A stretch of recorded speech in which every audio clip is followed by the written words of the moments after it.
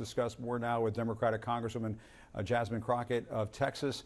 Congresswoman, thank you so much for joining us. You serve on the House Oversight Committee, member of the House Congressional Progressive Caucus, but I did want to ask you about what we just heard a few moments ago from our Kristen Holmes traveling with former President Donald Trump. I don't know if you heard the report, but she was just showing some of the signs that are being handed out at this Trump rally in Iowa, and one of the signs says Biden attacks democracy.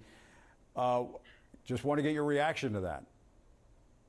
Yeah, when you said that we were living in the upside down, I was like, oh, thank goodness it's not just me.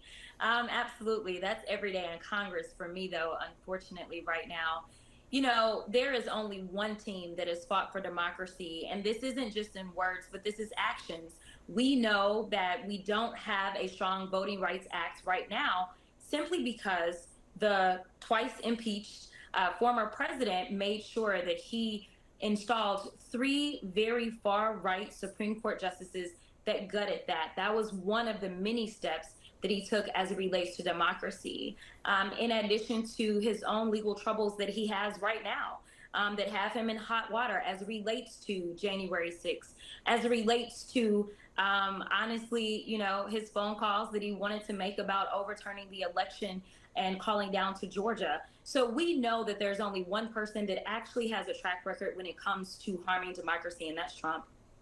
And Congresswoman, not to belabor the point, but I did also want to ask you about what he said, what Trump said at this event earlier today, telling his supporters that they should be going into places, election centers, vote tabulation centers in places like Detroit, Philadelphia, to, quote, guard the vote. When you hear the former president use that kind of language, what goes through your mind? It was dog whistle again for me. He loves to rile up the racists that love to support him.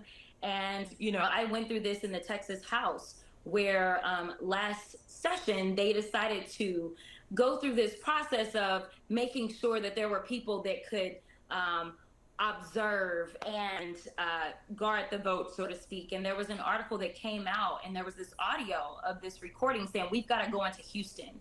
There's always a target seemingly on majority minority cities for this former president, and it is still dumbfounding to me how minorities are starting to flock to him more, considering the fact that he always says the quiet part out loud.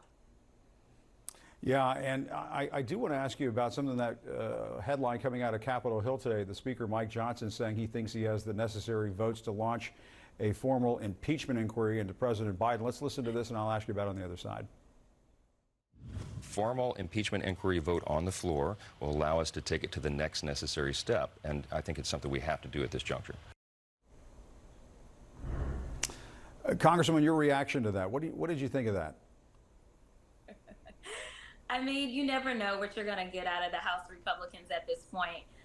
They were arguing that we didn't need a vote. They said Nancy said she didn't need a vote, so we don't need a vote. So we're not going to do a vote. So Kevin McCarthy said that it was good enough that he, as Speaker, decided that there was going to be a formal impeachment inquiry. My Chairman Comer, has made it clear that he had gotten all the documents that he had requested. And speaking of documents, we know that there's been over 30,000 pages worth of banking documents that have been turned into this committee. And what's so interesting to me is that they started by going after Hunter Biden.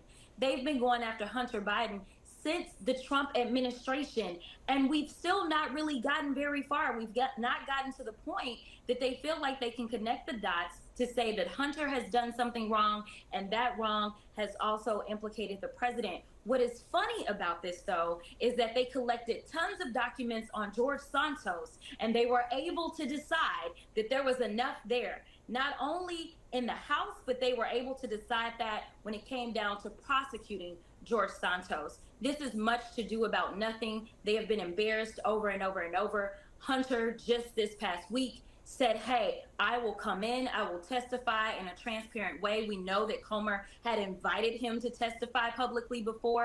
He just didn't realize that Hunter would take him up on it. And so therefore he said, never mind, I don't want to do that. This is a bad move for them. It has messed up their PR, and it has messed them up. And honestly, the American people are still saying what we want is lower gas prices. What we want is lower food prices. What we want is access to health care. They are not saying go and impeach Joe Biden. But the Republicans, they don't want to do the work of the American people. Well, let me ask you about George Santos' expulsion from the House. I know you went on X, formerly known as Twitter, to explain why you voted to remove him, writing that if the Republican Party does not change course, the next George Santos will only be one election away. What did you mean by that? Yeah, I mean, if he's allowed to get away with this, flagrantly violating every rule, every ethic, every law, and still stay in his seat, then that means that they're rewarding the bad behavior. And we've seen them consistently reward the bad behavior when it comes to Trump. The difference between Trump and Santos is that Trump has a lot more power.